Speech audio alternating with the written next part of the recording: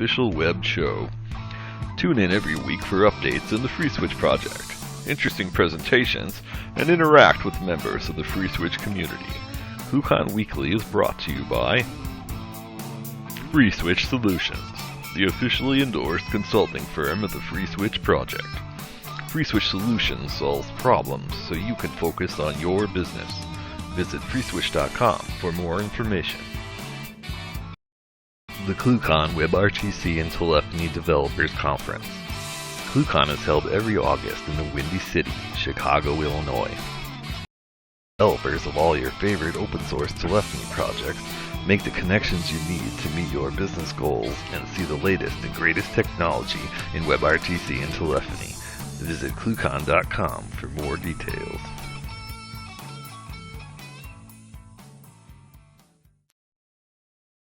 All right, guys. Welcome to ClueCon Weekly. Today is July 8th, and ready for ClueCon to come up. So we're going to be covering a little bit of that here in just a minute. Also, Mr. West, Brian West, is joining us. How you can help open source projects without even being a coder. Also, we'll go to Kathleen here in a few minutes. So let's get started with ClueCon. The dates for the hotel are rapidly approaching, and so if you have not got your reservation at the hotel yet, you want to hit ClueCon.com, follow the link there for the hotel information, and get your reservation in today. The drop-dead date on that 15th of July, so you've got about a week left, and it's just going to be harder to do, so don't wait till the last second to get those reservations in. Also, Mr. West, how much room do we have left for the pizza party? I think the pizza party's full already. We're waiting on everybody to RSVP. Now, some people do sign up and don't go to the pizza party or don't arrive, so we will know those numbers around the 15th, because that's when everybody is supposed to let us know if they're going or not. Yep. So if you have not got your registration in and you want to be at the top of that in case somebody drops out, you want to go ahead and get your registration in. So, we're running out of time here, so get those registrations in. That way Brian knows all the stuff, head counts and all the other good stuff, so he can make sure that he's got plenty of food for lunch, because we're all going to be hungry. Also, there'll be on Monday will be the Coder Games. That's something you don't want to miss. That's going to be both practical and fun games, coding. There will be prizes for that. Also, there will be the Dangerous Demos are returning to ClueCon this year, where you get 3 off something cool you're working on. The more dangerous, the better. And by dangerous, this might not work, or it just so you definitely. I'm pretty sure TruePhone's going to be handing out some prizes for that again this year. So Mr. James Bodie will be back with us running that show. So you guys come on in and check that out. And Kathleen, how are you doing this morning? I'm doing pretty well. How are you? I'm doing great. How's our week in review looking? It looks great. We had a bunch of little new features go in, tiny little improvements that are going to make FreeSWITCH run much more smoothly. And then we had 2 new modules go in. The 2600 Hertz guys added Mod Kazoo and then Mod SMPP. Go check out Mod SMPP. It's pretty cool. And yeah, so that was kind of this week. Yeah, cool. So you guys, if you want to catch Kathleen's Week in Review in detail, visit freeswitch.org, and it's right there on the homepage. You can get the latest update of that. She puts those out every Monday for the previous week, so you guys can check that out there. There also you can also follow us on Twitter at /FreeSWITCH, or on Facebook, facebook.com/FreeSWITCH, and get the latest updates there.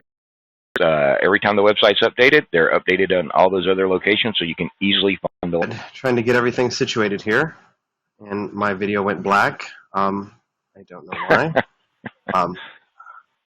So let me get my screen share started here.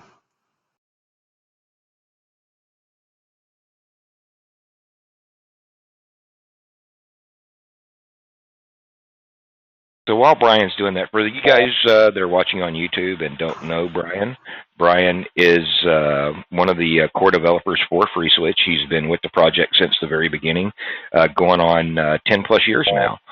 So he's got a ton of experience. And all the way back before FreeSWITCH was even invented, he used to run an ITSP.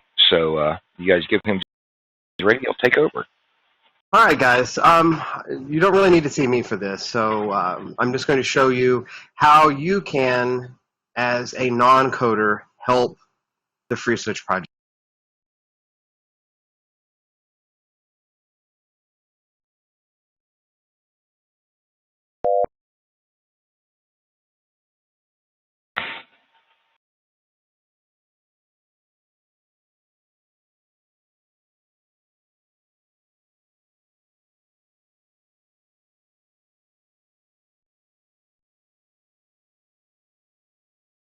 Did we lose your audio, Brian?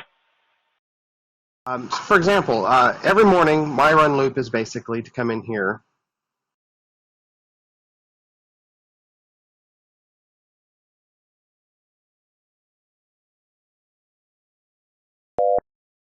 Uh-oh.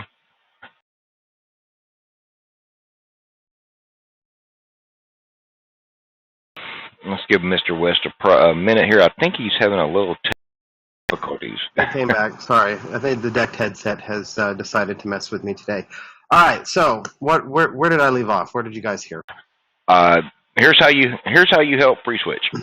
Okay. So this is how you guys can help FreeSWITCH. All right. This is what we call bug marshaling. Like every morning. And there it goes again, Brian. Back of some things that I have found. For example, let me give you something how you can. All right, Brian. Yeah, your audio just keeps crapping out, dude.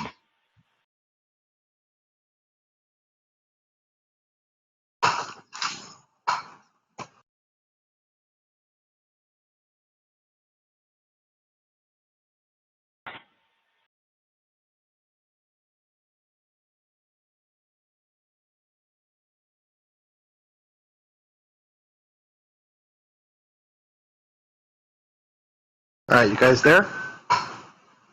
Yep.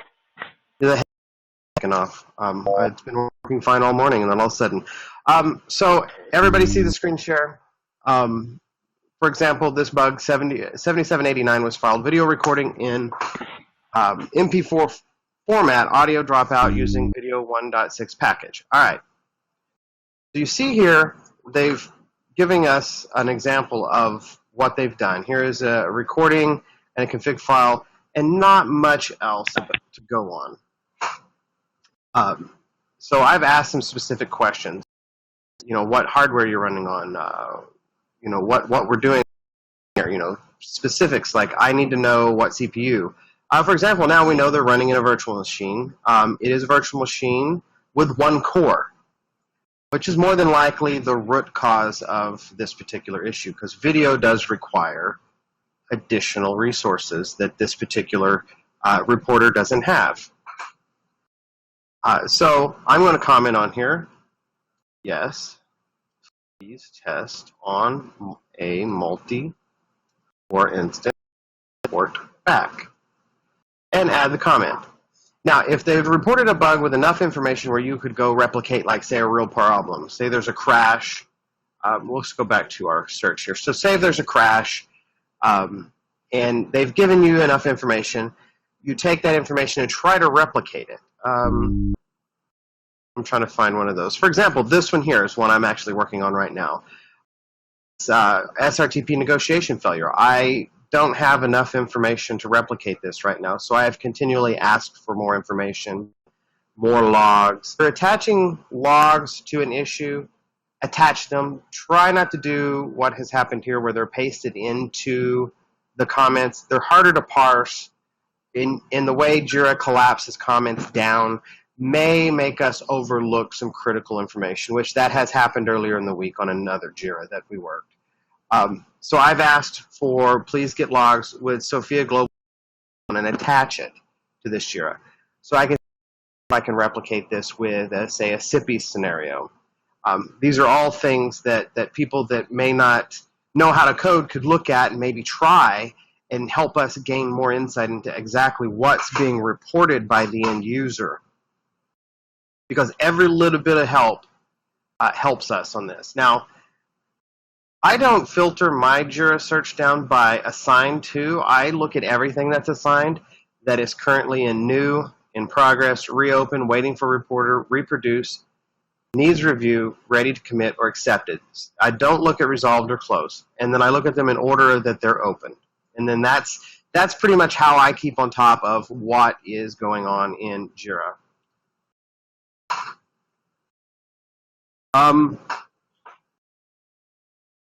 See if we can find another.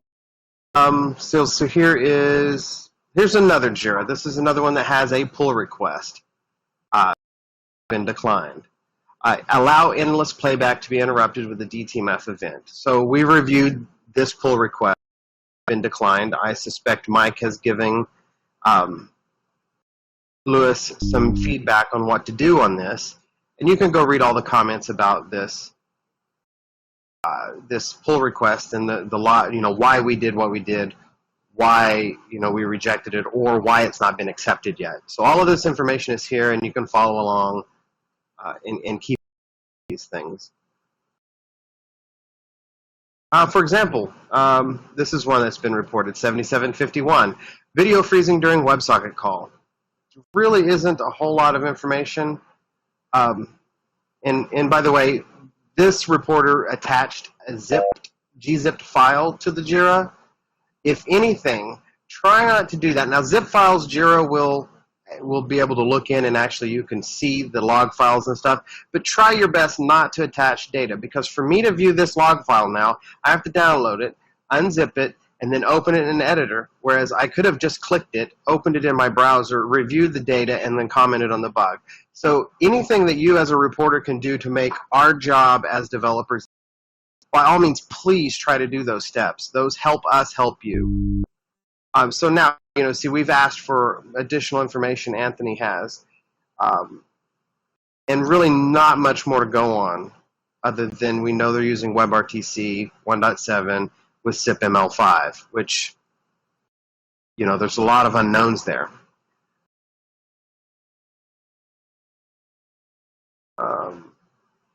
Like this one, 7717, a UUID media off generates invalid SCP. There's some logs to go on. Now, what we would like to see in something like this is maybe a SIPI scenario that could help replicate it, because being able to fix a bug that's been reported hinges on the fact that we're able to actually replicate it. If we can't replicate an issue, it's going to be next to impossible to fix. It's just going to be hit and miss.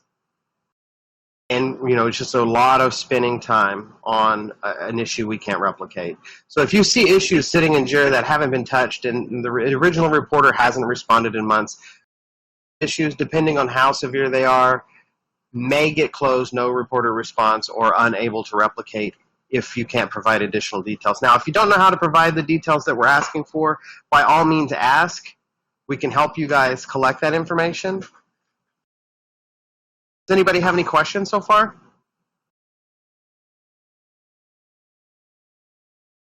All right, I'll continue on.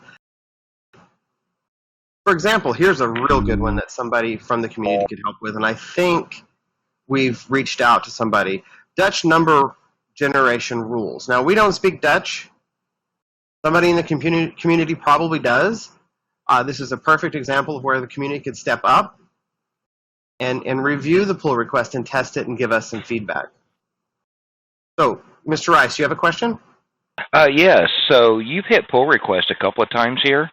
So as a community member, how do I help by testing these pull requests? Oh, I really wish you hadn't asked me that, because they changed that on me for Friday. I get alias that I use for that, and I think Jairus might be better how to test those. Because it's not fully documented yet. And we're getting the documentation updated that shows you there is a git command you run to pull that pull request into your current working branch, and then you can test it, and then you can give your feedback. That will be updated in the documentation on how to do a pull request. and how to test a pull request, which Italo and I are working on. It's just not complete yet because we just completed that Monday, I think, this Monday. So it's not documented yet. Okay, so that will be, once that documentation is available, that'll be on Confluence, correct? Right, there are 2 git config commands you have to run, and Jairus just posted those into the FreeSWITCH HipChat channel. Let me get, I don't know if this will help you guys much, but let me copy these. And I'll pull these over. I'll just open up a comment box so we can... Yeah. If you guys are logged into HipChat, above the video window there, you'll be able to see that information. Yeah, since I shared a and open... Yeah, there we go.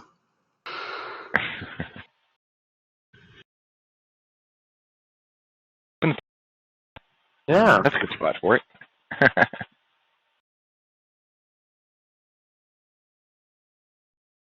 Sorry, I had a dyslexic moment there. So here are the 2 git commands that you would... Zoom in on that. I'm zooming. There you go. Those are the 2 git commands that you would run to get it to where you can test a pull request. Now, to actually do the pull request, say you want to test pull request 355, then you can run git fetch-a git pr 355. And what that will do is it'll pull that pull request into your current branch that you're working in, and you can build it and test it. So that does help speed up the testing of pull requests that are reported. Oh, well, that makes it nice and easy. So that's very helpful. So let's carry on and look through these JIRAs a little bit more here. If I could actually click on the actual JIRA screen and not the actual screen share because I have them both up, so I got a little confused. All right, so let's scroll down here. Look, we were talking about the Dutch number generation rules. For example, here's a documentation request, 7682 for video installation. This is one that has a little bit of information. I think we finally got to the bottom. Yeah, finally works, can install, so we got some information to clarify. So Italo and I will go through this information with the docs team and make sure that it's documented appropriately. If we've missed something or something has changed, these are all things that even testing the installation documentation, keeping that updated, keeping it tested, are all things that non-coders in the community can step up and help with, because there's a lot to do. Here's one that I've been personally working on, and if you guys have been paying attention to my commits to the testing config, I've started the configuration. So when you report a JIRA, there is in the near future going to be a way for you to provide a test case to fit within the QA test config that will exercise the issue that is being reported. For example, I have a lot of configs in here. I put kind of an outline of when I've started and some notes as I've gone along. And you guys can check that config out. It is in conf testing. And you can symlink that in and use that to help test functionalities and feature sets in FreeSWITCH case as they come in. And if you want to assist in building test cases, contact me, Brian, with an I, at freeswitch.org, and I can help you guys out. We've done some extensive work in testing video on hold, video IVR, video local stream. So you can press hold on a video call and have video on hold. These are all test sets that I've written in the test config.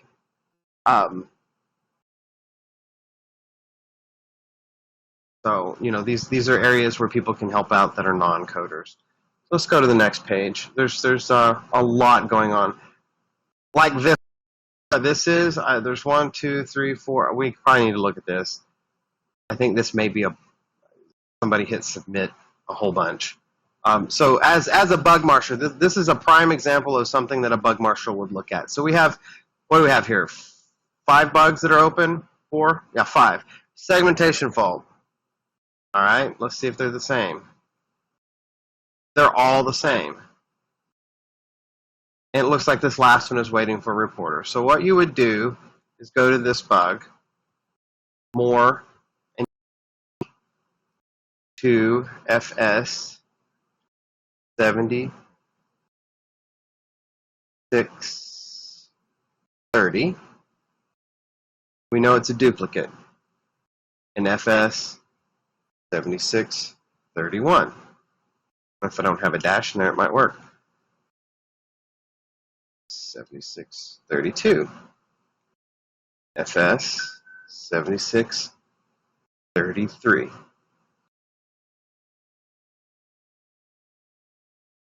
And then you link all of those issues. And now we know that all of those are duplicate. Now you can slowly go through and say to each one and go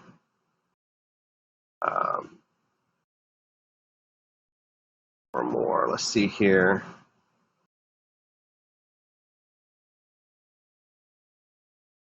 I don't know why the buttons are normally here. Why is it not here? Question. Yeah. So normally you'd have a thing here to close, but for some reason I don't see the buttons to do that now. They're linked, but normally you would close the duplicates out as a duplicate. I think that's a result of our recent changes in our Jira workflow that aren't complete yet. And here's another one, the live file, FS7627, evaluate switching to Werner Dittman ZRTP CPP lib, which I'm interacting with Werner Dittman as well on seeing if we can make that possible. Here's another one, 7624. This is a bug that we fixed when we shipped our own DNS. We fixed this bug in libDNS. When we started using system libDNS, this slipped through the cracks. And this issue has now been pushed upstream to Debian and the maintainer of the library to get fixed properly.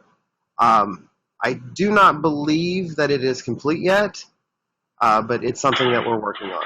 And this is some of the downfall of using system libs. It's a double-edged sword. It's good in a lot of ways, but sometimes you hit a bug in a system lib, it could be weeks, if not months, to get an issue you run into fixed.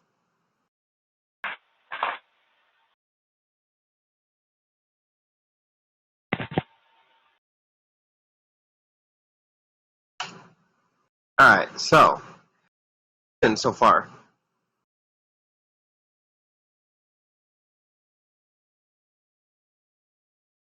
All right, Ken, do you have any more questions? No, I think you covered it pretty good here. So just going through these JIRAs, I think you know, this doesn't apply just to us at FreeSWITCH. I mean, it applies to any open source project that you guys are using. And we need the help here. I know all open source projects do, but I know Brian spends a lot of time every day doing this thing right here. So if this is something, and there's a few other people that help out with this also, but if it's something that you want to help out with, you email me or Brian, K. Rice, or Brian with an I at freeswitch.org, and we'll get you fixed up. We do regular calls on with the bug marshals when they need help with this stuff, and of course we're always available on IRC or here on our HipChat server to help you guys out. So as you can see here, the red line is trending above the green line. We would like to reverse that trend. So anybody that wants to help, let us know. We'll get you fixed up. But we're still doing pretty good. If you look, 177 created. Now, I've created a bunch of those. We have a bunch of duplicates that we need to go through. One of the things the bug marshal is maintaining awareness of bugs that are already open, because there is a lot of times somebody will open the same bug 10 times, and if we're not paying attention, it'll be described in 10 completely different ways, and you kind of have to try to put those together and consolidate the information down, linking things together and closing out dupes, which that in itself takes a lot of time. So we would like to catch this green line up, but for us in the last 30 days to resolve 121 issues, that in itself is a challenge. Yes. I mean, come on, that's 4 issues a day. Yeah, and some of those issues are not single-day issues. Some of those issues have been multi-day issues where we've had to do multiple things or circle back around due to regressions. But we would like to invite the community to step up and help out in this capacity, and we can help you guys get started. And again, like I said, I didn't know C when I started doing this similar task on Asterisk, and look what I can do today. So just step up, try, and there's no telling where it can take you. Yeah, you'll learn a lot also at the same point in time. I know I did when I first started doing this stuff. And that was a long time ago. Yes, it was. All right, I'm going to end the screen share now, and we can continue our discussion. All right, guys. Anybody there want to ask any questions? Hit 0 to unmute yourself and ask away, or if you prefer, ask in the IRC channel or on HipChat. We will address them. Definitely, we will address your issues. See, my video's back now.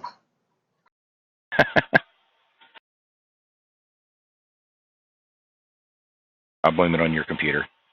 It could possibly be. We've had some snafus this week, so. Yeah, well, I mean, we did notice a huge problem with Chrome yesterday, and in the latest, in some of their development builds, they seriously trashed some stuff. And at least they're aware of it and they have acknowledged it. So hopefully they'll get that fixed before long. Yeah. And for you guys that are wondering, Brian does run the latest Chrome build possible, so we could try to catch changes that they're making before it makes it into the release version. So we do a lot of testing on that, especially for the video stuff, which we're still working hot and heavy on. So you guys can help out by doing the same thing. The 888 is always open when we're not using it for ClueCon Weekly. So you guys can pop in, test it out, and it's also a good benchmark because we do try to keep this thing running at 100%. So if you're having your own problems, you can say, "Oh, I wonder what it compares to 888 in doing," and then you can see it every day. So we are running the latest code from whatever through last night or whenever we updated it first thing this morning. Anything before that, that's what we run all day. So you guys help us out there. All that testing does help out a lot. Yes, and the other thing I want to say, if you have an issue that you're aware of, don't hesitate to file a JIRA. The worst thing that could ever happen is you have an issue that's sitting there for a year and you just don't tell us because either you're too busy or you just don't want to. Those are the types of issues that we don't want to have those submarine issues pop up out of the blue that should have been reported months, if not years ago. We've had a couple of those in the past couple weeks that we're not. Would love to be aware of those issues. Worst case, we file a bug, and it's not really a bug. We close it as not a bug, and the documentation gets corrected. Bug, then we look at it and we try to fix it. Yeah, don't be that ain't nobody got time for this to file a JIRA guy. Yes, that's true. All right, guys. Well, I guess we're going to wrap this part up today. And, next week, Randall Schwartz of regular on twit.tv with Floss Weekly. And he is also author of probably about 8 Perl books, as well as Emacs Aficionado. So if you guys definitely don't want to miss Randall. He will be here with us on, and he will be taking your questions. So you guys come on in and visit with him. We'll be broadcasting that on YouTube also, so you guys can watch it later on. Y'all be here next week. Also, don't forget ClueCon.com coming up very, very soon. And also, Twitter and at FreeSWITCH to get the latest updates on what's. Thanks, guys, and we'll see you.